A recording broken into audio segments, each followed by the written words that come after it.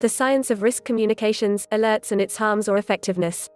Risk communication is the process of exchanging information among interested parties about the nature, magnitude, significance, or control of a risk. 24. Travel notifications and alerts are popular within organizations. SMS alerts have been seen as the gold standard by many businesses and providers. We did some research into the science of risk communications and messaging to determine the validity, benefits and dangers of mass messaging of risk and threat information.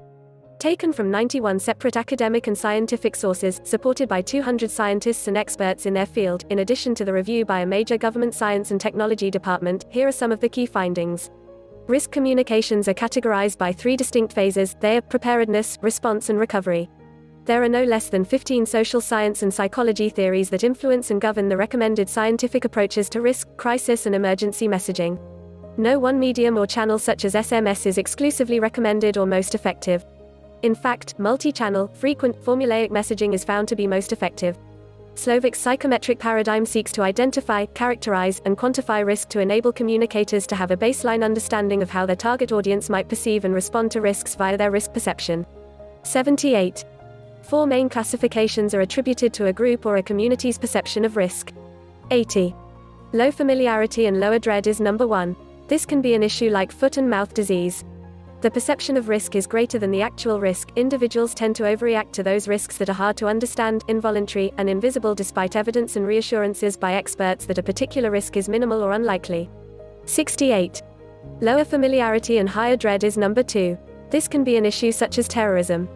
International risks like terrorism are a particularly complex hazard for individuals and the public to interpret, respond to, and prepare for as they involve the intentions of other people, and those are often hard to understand. 67. Higher familiarity and lower dread is number 3. This can be an issue such as natural disasters. Effects of these risks are more observable, easier to understand, and shorter term. At the same time, however, these risks contain dread attributes of being involuntary and having the potential to cause fatalities. 91. Higher familiarity and higher dread is number 4. This can be an issue such as a terrorist attack. Higher dread risk events have enormous secondary effects, also referred to as ripple effects, that extend beyond the immediate direct damage to encompass many other victims. 91. The Crisis and Emergency Risk Communication (CERC) model discusses who should be seen as the greatest priority at each of the 5 stages, and the types of messages that should be directed to those groups. How do you segment your audience, message, content and psychological considerations? The heuristic systematic model allows communicators to see and understand the connections between a person's desire for accurate and sufficient information and the motivation for processing that information. 33. Do you consider how your audience may respond and act based on an alert? The risk information seeking and processing risk model identifies differences between an individual's perceived current knowledge and the knowledge needed to mitigate risk appropriately.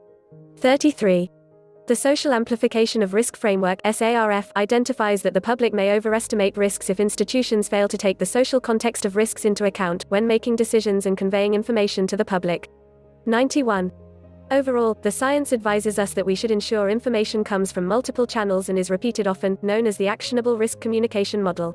91. There is no evidence for single, SMS exclusive communications approach.